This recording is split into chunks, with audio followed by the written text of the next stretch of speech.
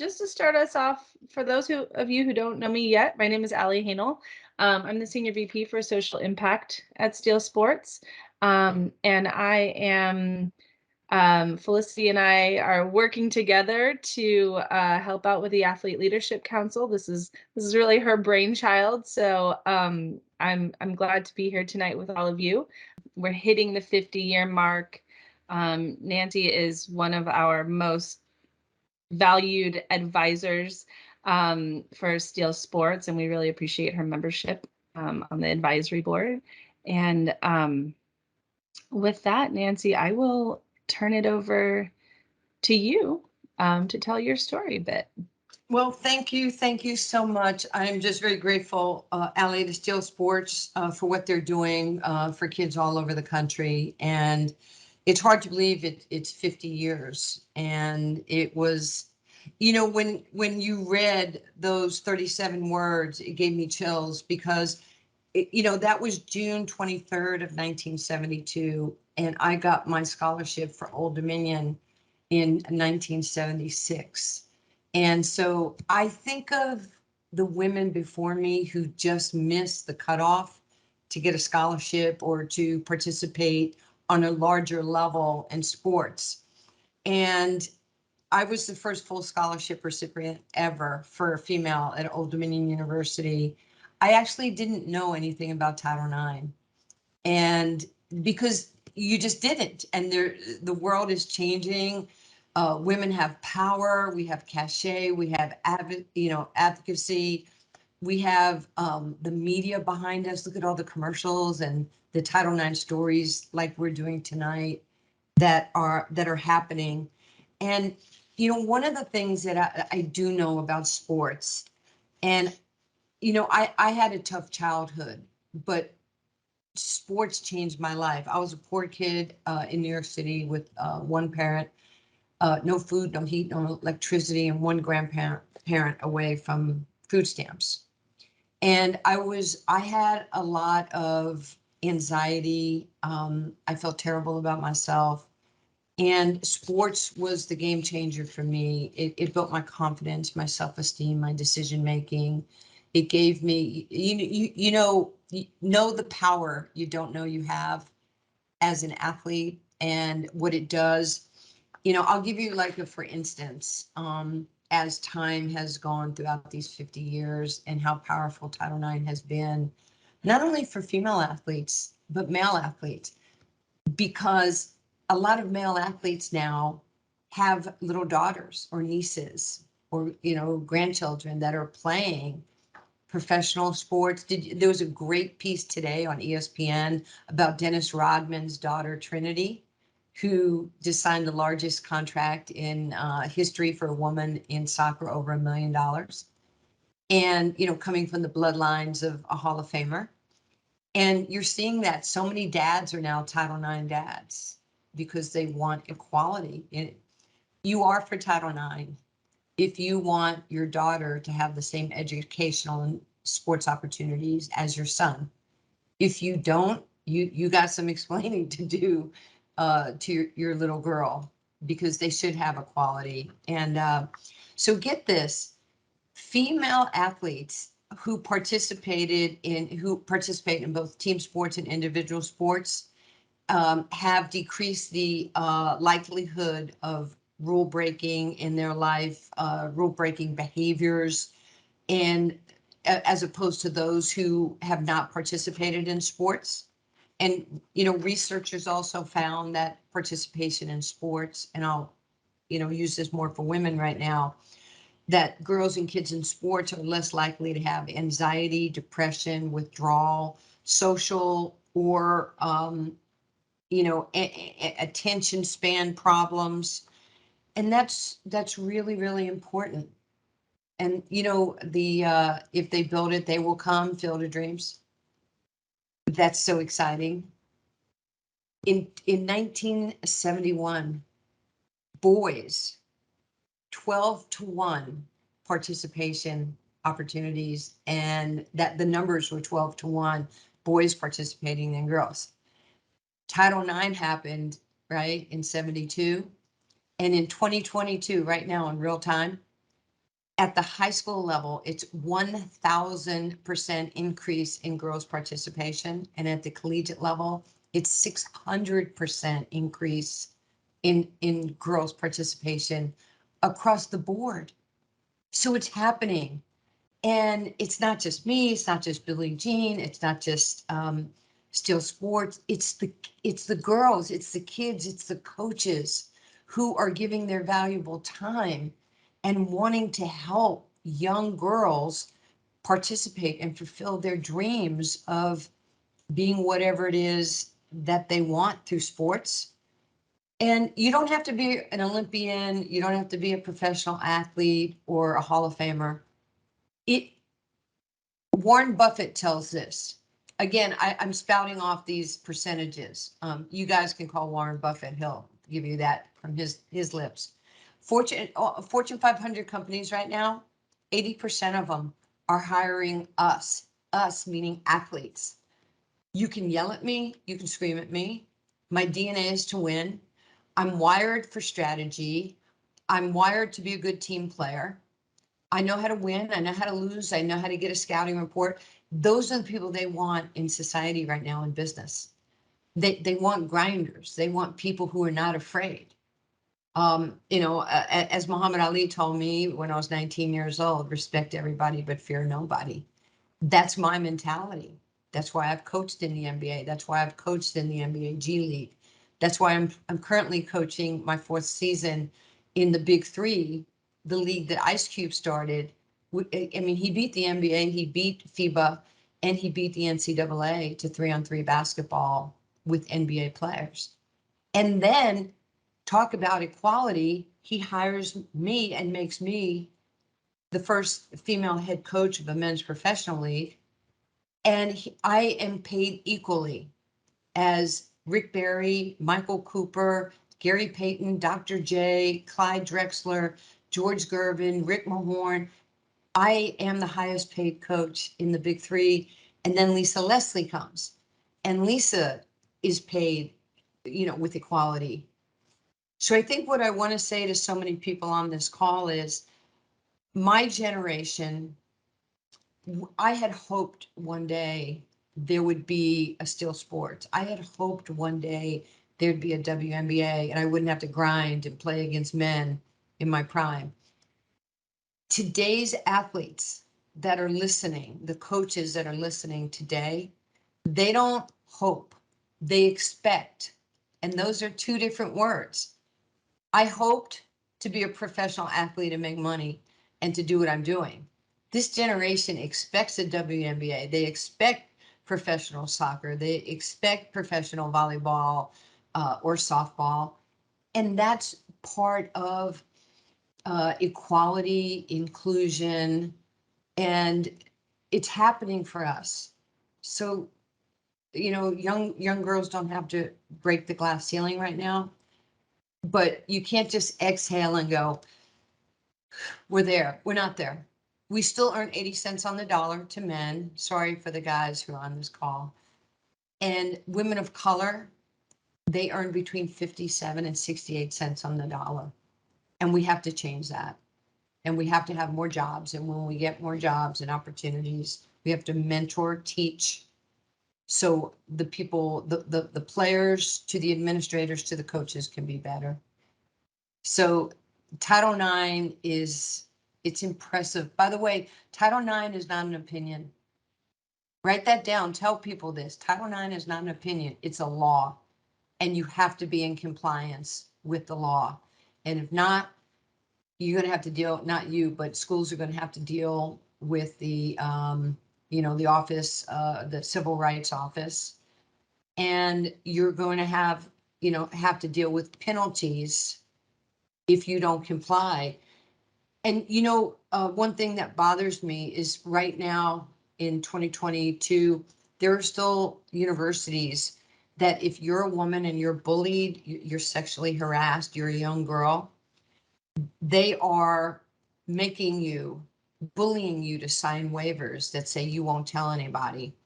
And that's wrong. So if there's, coaches or young people Don't let people do that to you. You cannot be silenced. If something is wrong, if somebody has done something inappropriate, you have to be strong enough and fearless enough, right? Fortune favors the bold, and you must be bold to say that's not right. This cannot happen.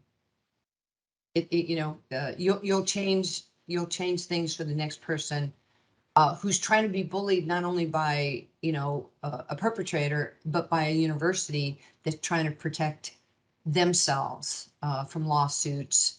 And that's how Title IX got really over the top. There were women administrators, men and women. Men have been our greatest allies who just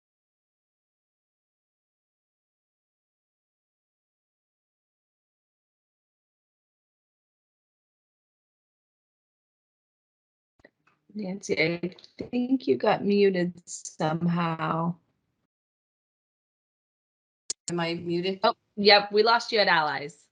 Okay, so men are some of our greatest allies, and they have helped us so much. But I do have to say, Title IX wouldn't be where it is today if bold, strong people, both men and women, didn't sue at the university level because of non-compliance.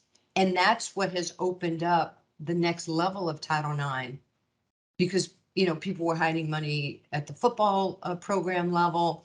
And then what was happening, again, Title IX is this: it's about proportionality. If 55% of your student base are women and 45% are men, federal funding has to be divvied up according to proportionality. And that wasn't happening. Federal funding would come, then the football program, and I love football, by the way, they would take a portion of that money, and then there was a smaller pot, and it was minorities. They pitted minorities against minorities because it was men's minor sports against women's minor sports, and there just wasn't enough to go around. So it gets a little bit, intense in the history of what's happened. But, for me to see, the love that Billie Jean King is getting, and some of the athletes who have, done incredible things. We're making a move, but the move is for all the kiddos that are in still sports now, because your generation, some of y'all are going to be multimillionaires, okay? And I'm going to need a job, so if you can just kind of hang on to my cell number.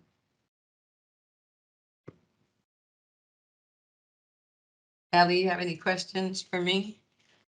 So many, yes. You just mentioned Billie Jean King, and I feel like she right now, you right now, Julie Foudy right now, you all are everywhere on my social media. And when I turn on TV, I saw that the Women's College World Series is going to be on um, ABC, I think, or CBS. Oh my gosh, I should know the difference. But anyway, I feel like these big icons are the hot people to watch right now.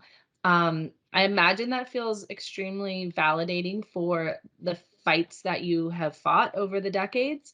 But what's the most relevant battle for you right now? The most important thing we should be hanging on to as we move Title IX forward?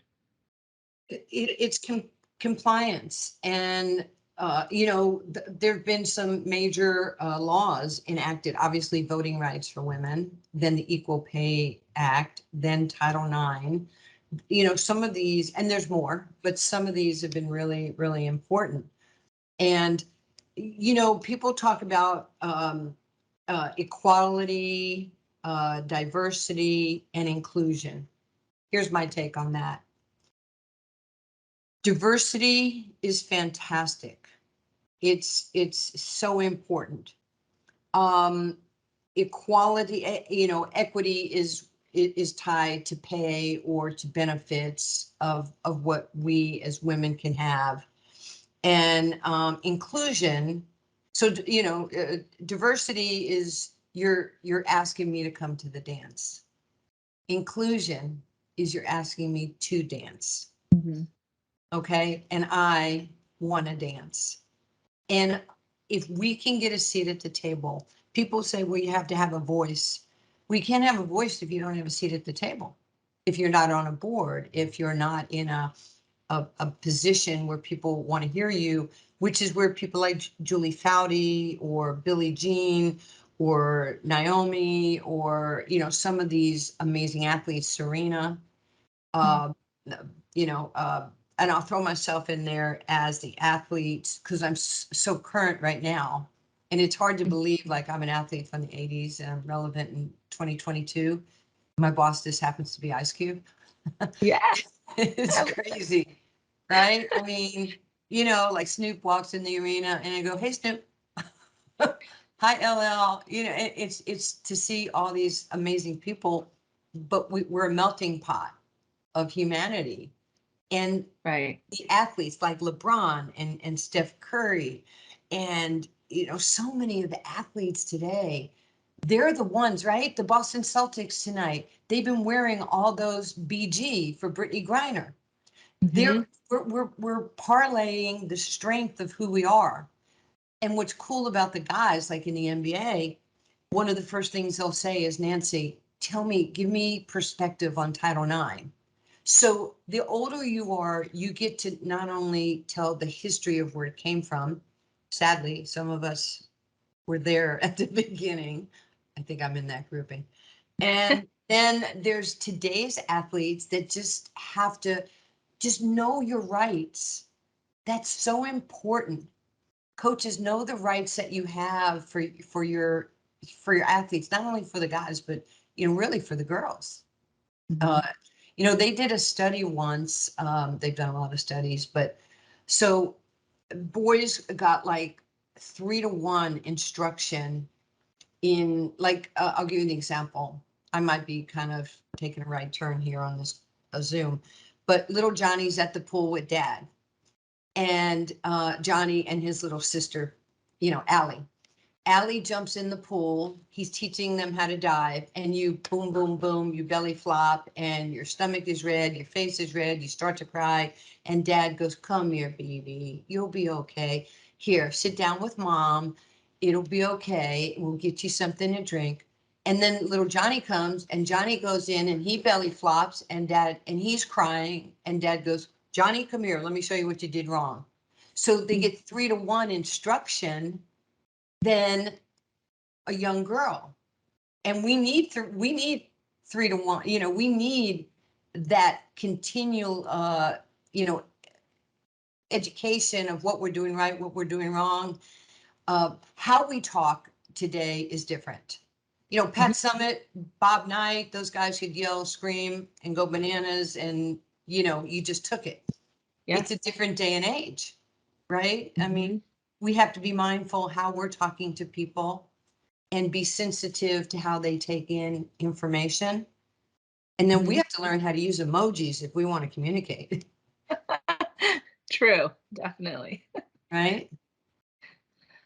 I keep hearing, Nancy, such a theme of non-complacency, growth mindset from you, grit, resilience, just curiosity.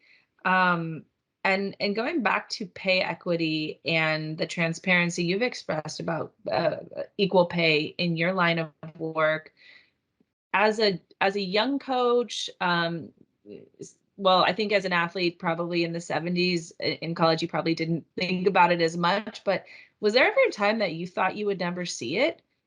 How hard has that been over the years? It's been really hard. Like, I don't really have a lot of, oh man, I regret not being able to do this or this. I guess if you really pushed me on it, I would say my one regret is that I didn't have a WNBA in my prime. I mean, think about it. I came out of college, two-time national champion, three-time player of the year, three-time All-American, at the height of my collegiate, powers. I didn't have really a sustainable women's league. So I had to play for the Los Angeles Lakers. My first pro coach was Pat Riley with the Lakers in their summer league. Isn't that crazy? That's And amazing. Yeah, he didn't want me because I didn't look like his point guard that he saw in his mind's eye. And I didn't know that Pat had told this story for years and was making a lot of money off of, me getting my behind knocked around for 2.5 months with the Lakers. And then that was 1980. And then in 1986, I played for the Utah Jazz in their summer league for 2 months. And then the USBL, which was like the NBA G League, I played 2 years in the USBL. I'm 5'10", female, white, and about 155 pounds. I mean, I was getting knocked around, but I wasn't afraid. And it was the only place I had to compete. And young girls today don't have to do that. You could really never see my talent against these guys. I'd make a great move and a 7-footer would block my shot.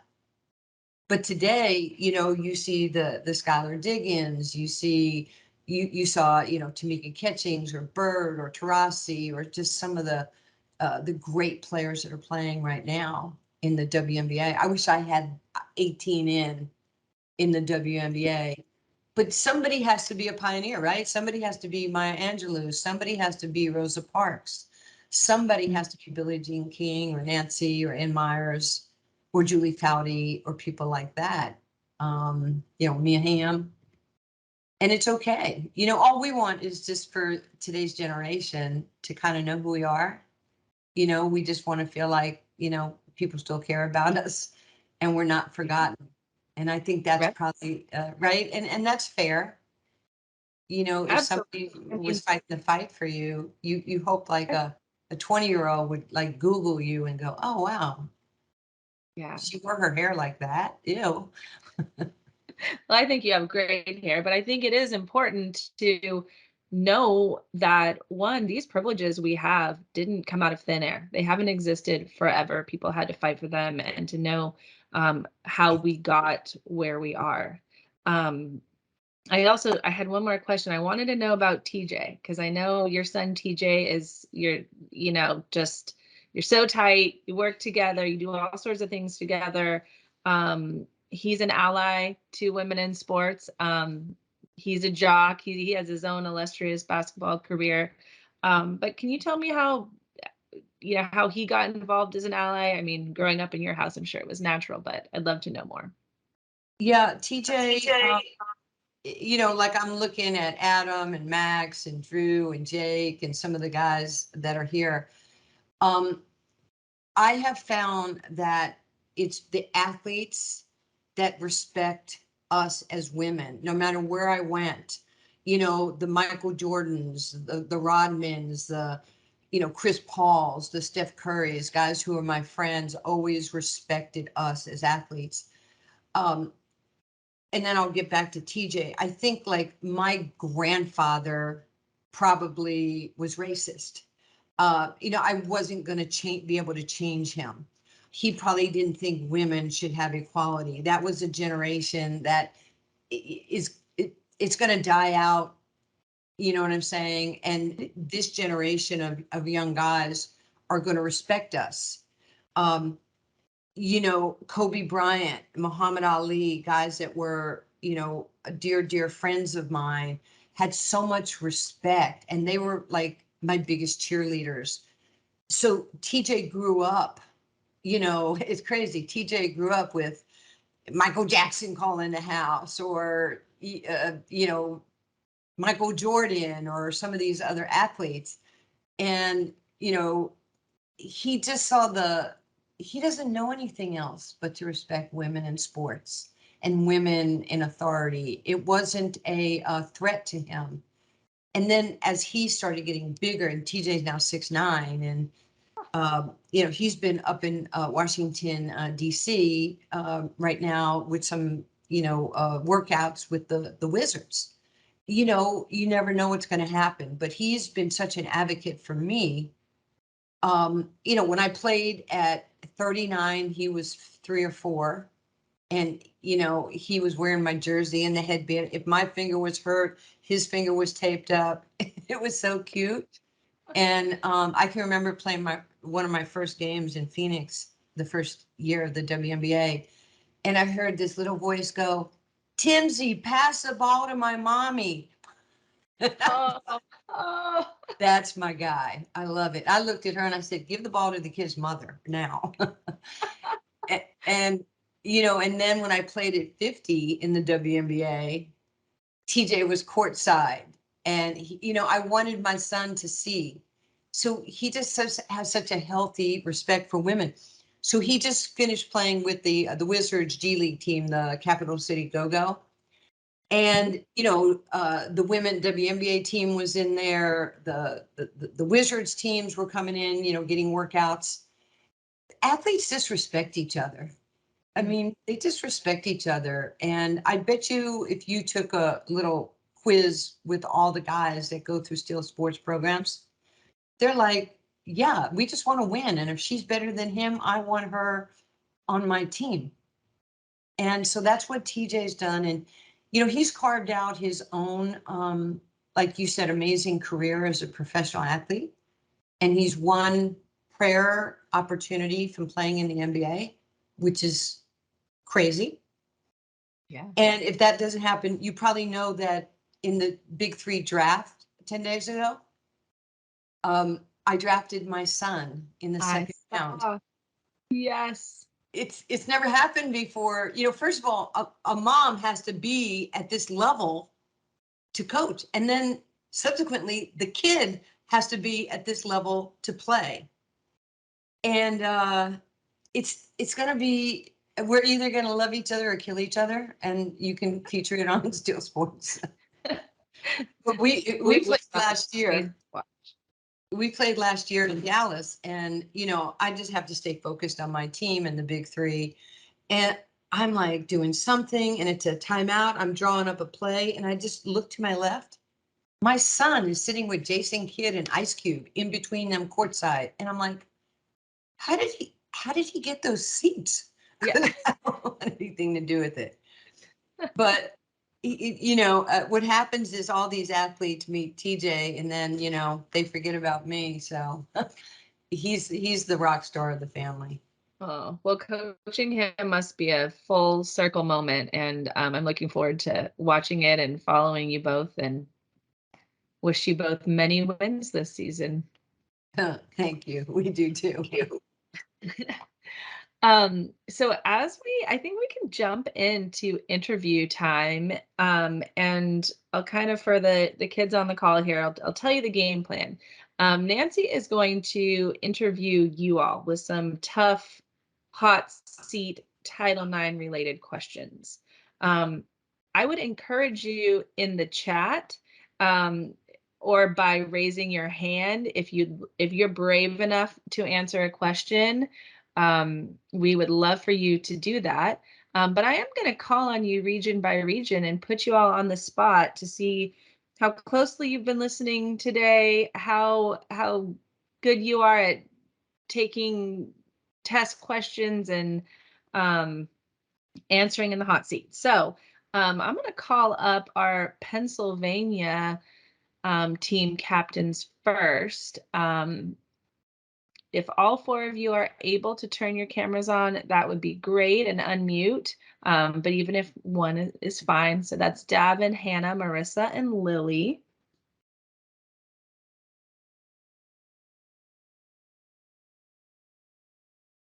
Okay, I see you all popping on. Okay, so Nancy will ask you a question, and the region with the most correct answers will receive some pretty awesome Steel Sports t-shirts in the mail. So as always, competition around here.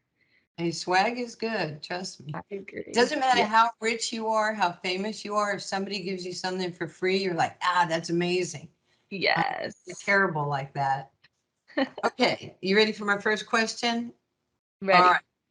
So I talked about Title IX. What is one of the most important requirements for Title IX for universities to be in compliance?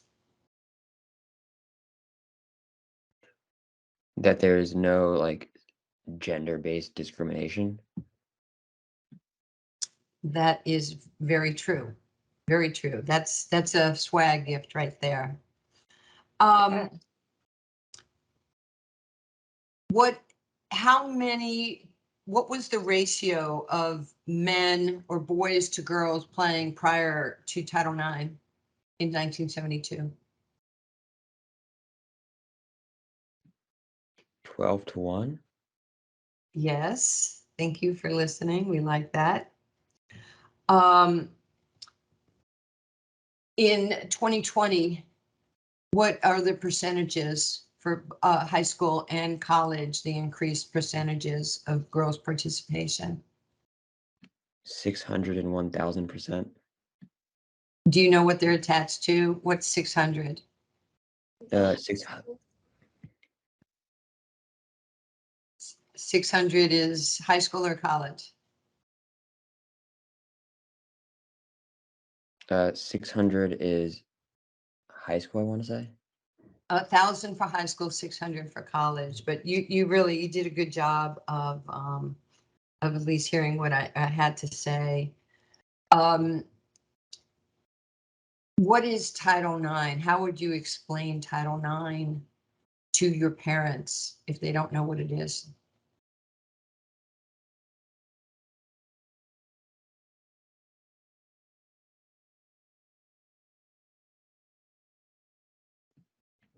Oops, I think mute. Oh, there.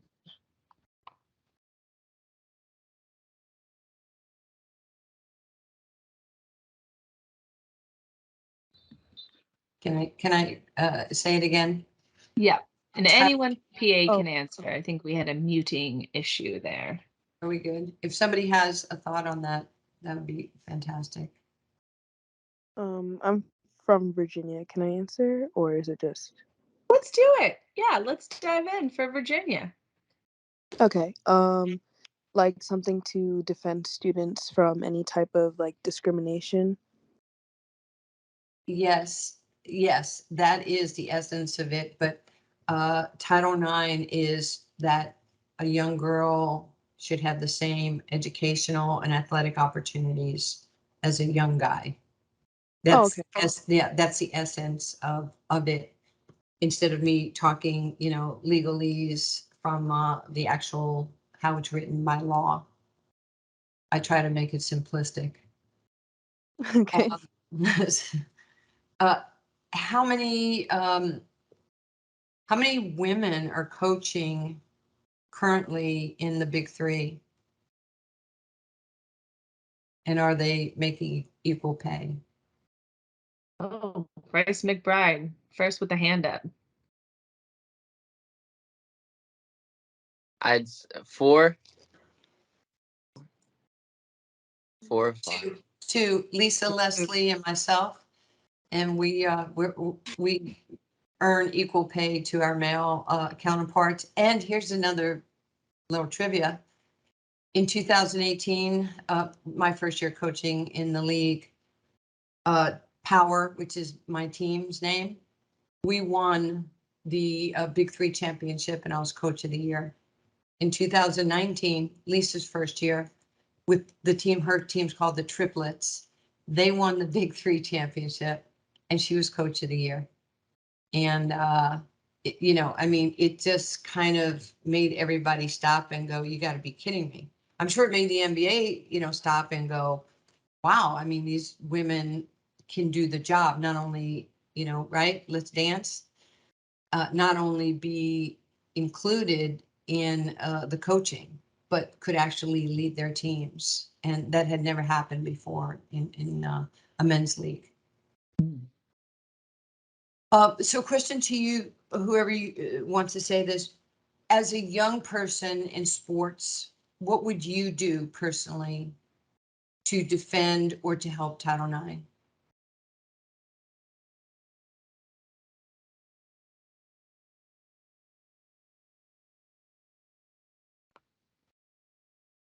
Let's keep it with Virginia. Let's let our Virginia crew answer this one.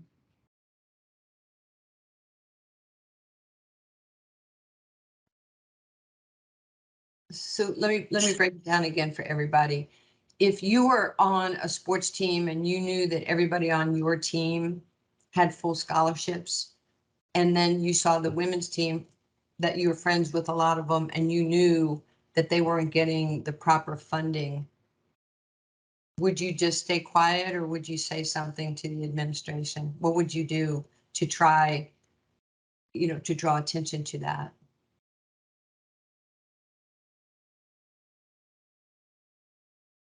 Oh, I see 2 hands up. Okay, let's do Marissa and then Colleen. I'd love to hear from you both. I think I would just like fight for equality and make sure that everyone is paid the same. I love it.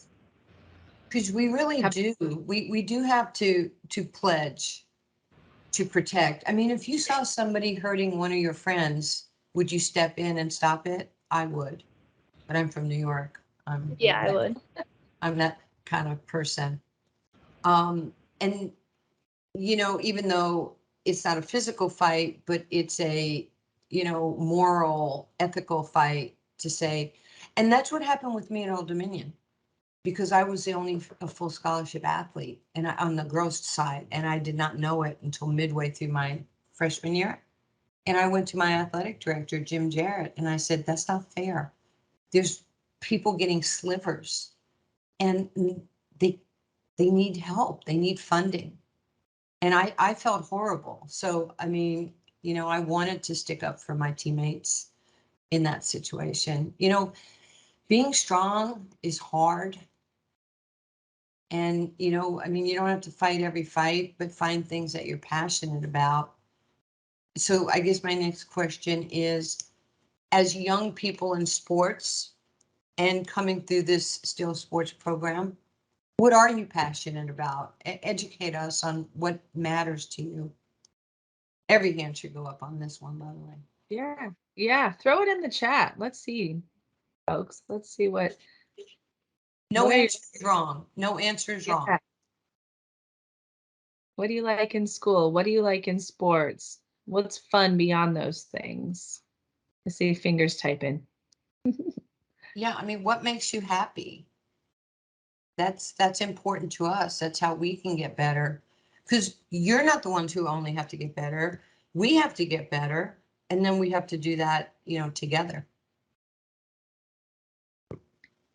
From Marissa, striving to be the best you can in both school and sports. That's awesome. Jake says personal development and always getting better. Yeah, so you have to be better today than you were yesterday, even if it's just a hair better, or more compassionate, or caring about somebody, or more determined, focused in practice, whatever it takes. So those are great answers. Where do you think we are right now with sports and equality in our country? Do you think we're there yet on all levels?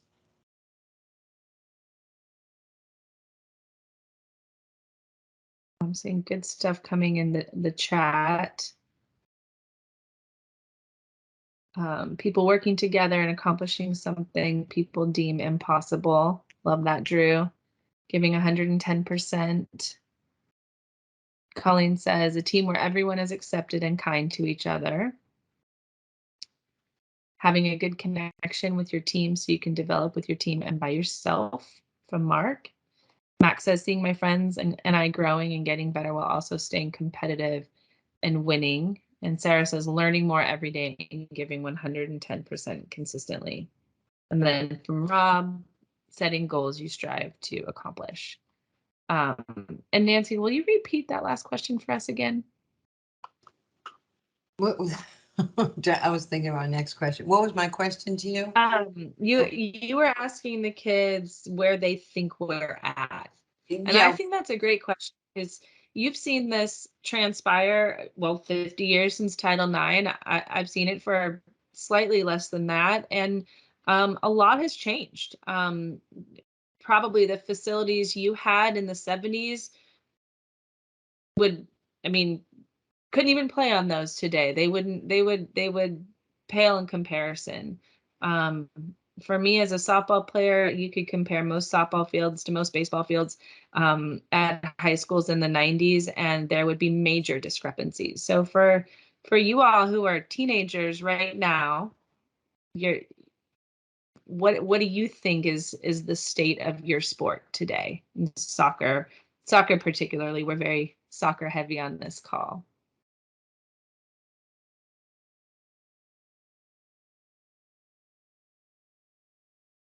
Somebody's muted, I think.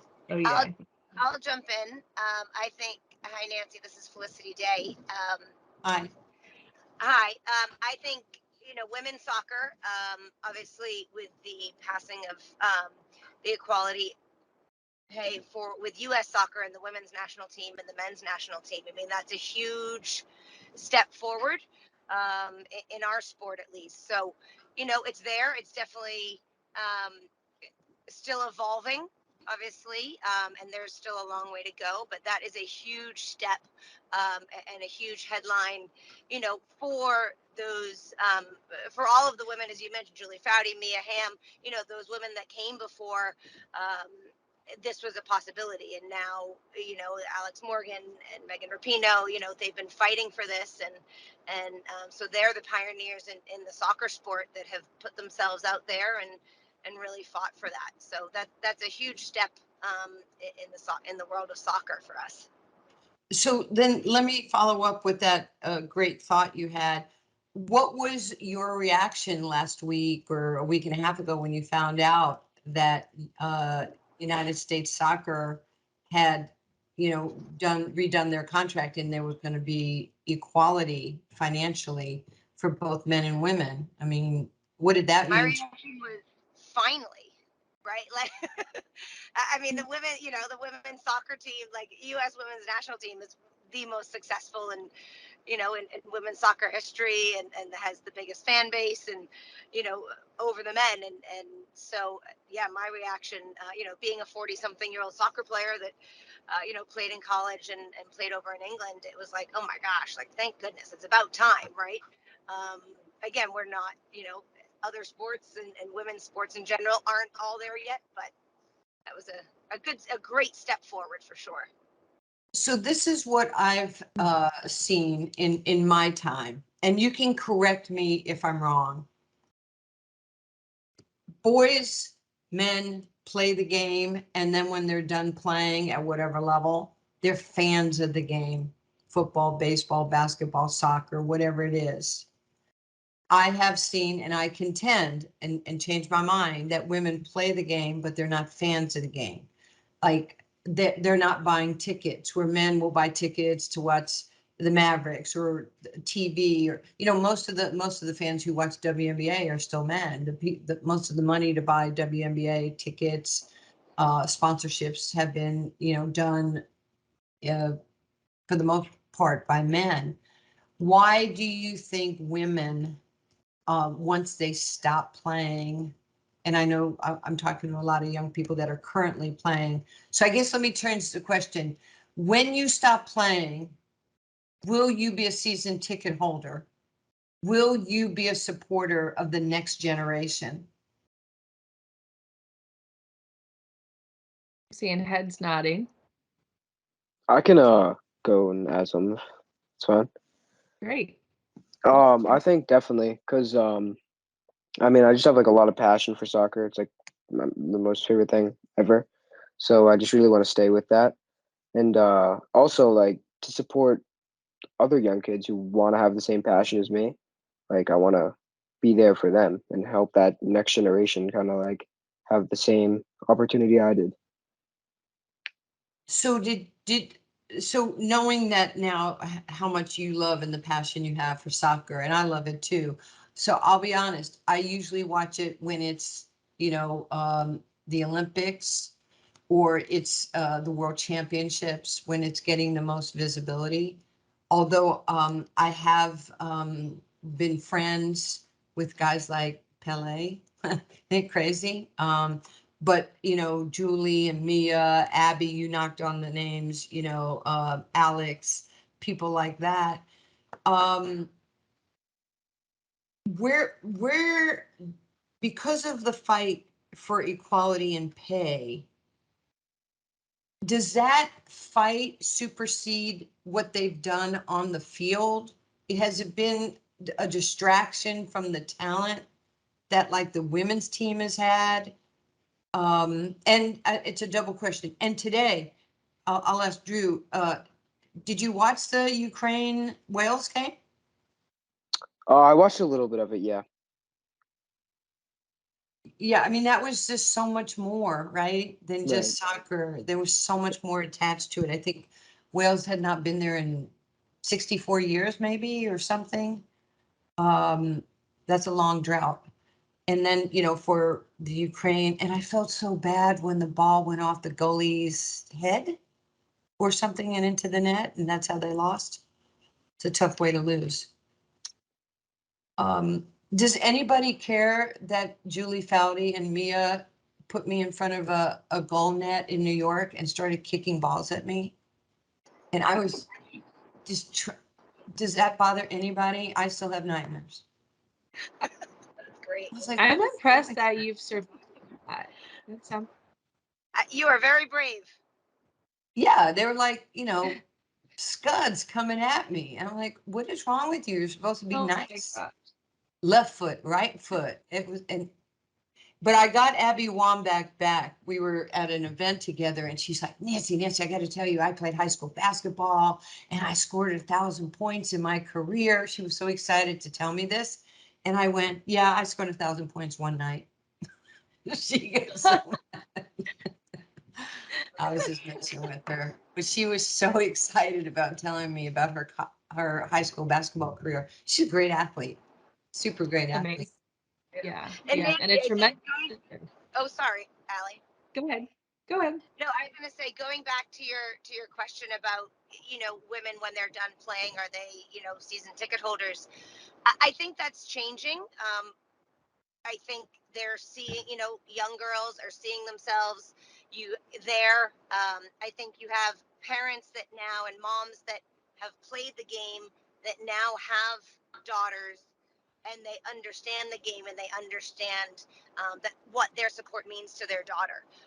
I also think having the women's ownership group with Angel City, talking about Abby Wambach and Eva Longoria, like these huge movie stars, Jennifer Garner, and so having these other non-soccer celebrities really kind of invest in our sport and in that women's ownership group is just, again, like a tremendous step forward, um, for the sport. So I think soccer's definitely on its way. There's still a really long way to go, but it's exciting to see what's happening today. Have any of you been out to Frisco, Texas to see the enormous amount of soccer fields that are on the Toyota soccer fields? I mean, there's got to be 50 fields out there. I mean, it is absolutely unbelievable. And when TJ was little, he played soccer and he was playing goalie, but he was always picking, 4-leaf clovers or 3-leaf clovers. And I'd stand behind the net and go, TJ, pay attention. And then he'd turn and look at me and a goal would go. I think that ruined it for him. I ruined his career. Hi, Nancy. I'm I Macy. I'm personally- from Virginia Beach. Yeah. I was a teammate with Julie Fordy, Joy Fawcett, and Chana Macmillan. So I'm kind of old school too. But going about you asking when we done playing, not being part of the game, most of our teammates is because of the way that they treated us during our time. And most of my friends, when they talk to me now, they tell me you are crazy. I don't know how you do it, but you are crazy. For you to be part of this sport that they treated us like we are nobody and you are still in it. But with time is changing, like what Felicity said. Some of them are trying to come into the coaching, and it's really hard because there is no support. And some of us are moms now, they can only do what they can, and because they are moms they cannot juggle too many stuff. And when you are putting your energy in a place where somebody doesn't value you, they give up. That's why you don't see most of the women that played the sports that had so much passion playing it when they were young to follow the sports right now. is because they just feel like nobody cares and they don't want to pour their energy into it. We that are into it, they said that we are crazy. So, Yeah. so but I know I have so much passion playing for these sports, and this game has changed my entire life. And that's why I'm in the United States now, and I value what I've done. Well, Mercy, thank you for what you've done and your dedication. And how old are you now? I'm about to turn 47 come August. 27? No, 47. I wish. 47? See, but all you are is a pioneer. You're going to have to get used to it. You're a trailblazer, pioneer. We might not have reaped the benefits of, like today's athletes, but man, it feels good to know that it's like, look, I'm 63 years old. You're supposed to say, no, you don't look like that. And, and You know, see, guys, I can go to prom. Trust me, I'm fun. Okay. You are fun. But the thing is, everybody has their place in the history of all of our sports. And ours might have been to set the plate for this next generation. So you have, so many of those athletes are standing on your shoulders for what you did and the sacrifices you made and the commitment to stay there and to help them. And sometimes you don't realize it because like you're grinding every single day. And I really believe that this generation that, like the birds in mine, the Tarasis or, some of the young players, Alex, who's, retired now, right? Alex Morgan did retire. And they look back and now they can have perspective and go, thank you. Thank you for what you did for us. And sometimes when you're in the middle of the grind, you don't think about it because you're still forging forward. Sure. And Nancy, you said this earlier, somebody had to be the pioneers. And that's so true. And that's where where Mercy is right now, and Felicity, that are women coaches. And we hear so often these days, representation matters, right? And for our kids to be able to look up to strong women coaches like you, like Felicity, like Mercy, it's so important. And it's not 2001. So I know the kids on this call were not born yet, which is a shocker to me. But I know you'd agree that that's not distant history. I mean, that's just feels like a few days ago. And as recently as 2001, the federal government entertained the idea of changing Title IX to say that equality would be defined as 60-40. So 60% of funds could go to men, 40% could go to women. Same for participation, all these things. And that was under consideration. And Julie Foudy, among others, was, I know, participated in fighting against that legislation, right? That could have changed. We could have moved backward just 20 some years ago. And to me, I think it's important to remember that we can go backward today. We have gone backward in recent weeks and months. And so it is up to the pioneers to keep pioneering, I think, and for the kids in the room and young aspiring coaches to put it on their backs too, because the work is not done. You say when you're talking about something really important about they were trying to repeal Title IX, and we at the Women's Sports Foundation, with Billie Jean King and other female athletes in 1974 started for advocacy for everything that you see today.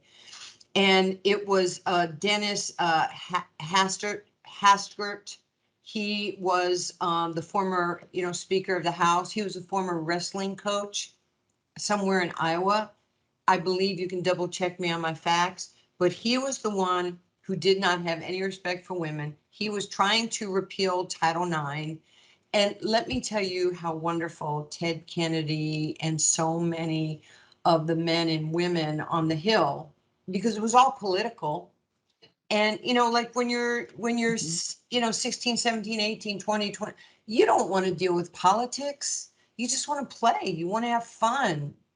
But as you get older and you get a little bit, I hate to say it, a little bit more jaded, because politics has infused itself in everybody's life. It's terrible. And this guy who had the power to try to overturn Title IX, and we had so many constituents, we had so many relationships on the Hill, and we were going up there every, National Girls and Women in Sports Day. I think it was like February something. And we were always going and walking door to door to councilmen, to councilwomen, to our senators, to all, our congressmen and women, just so we could continue to tell our story about how important it was. And Julie, I'm sure she's not happy with me to this day, because I was president of the Women's Sports Foundation, and I was also coaching in the WNBA at this time in 99, 2000. And I called Julie and I said, Julie, you just came off, winning the World Cup, and we need a current day athlete. I'm the closest thing to a current day athlete because I had just retired, in 1997 after the season from the WNBA. And I said, Julie, you need to do this. You need to follow me. I talked to her. I gave her all the right reasons. There's not a lot of time involved. There's not a lot of paperwork. There's not a lot of stuff you have to do. So she was then voted, president-elect, and 2 years of president. Then 1 year, she came off the presidency, and she called me. She goes, "You liar." There's meetings every week. I have more paper. They've killed trees. They're giving me so much stuff that I have to. She would call me and go, El Presidente, I won't ever talk to you again.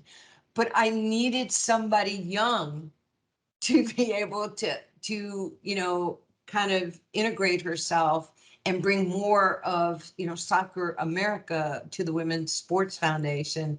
And we're just inundated with incredible young, soccer talent now. And they all love Billie Jean King. They adore her. Billie is 78 years old, and she's just a super cool person for both men and women's sports, to be quite honest. Mhm. But Julie's still not happy with me. Well, that's good. It's good to have rigorous conversations, dissension, food for thought, but it's healthy. Brene Brown calls it rumbling. I appreciate a good rumble. I think it's good. It stirs things up, questions, answers, etc.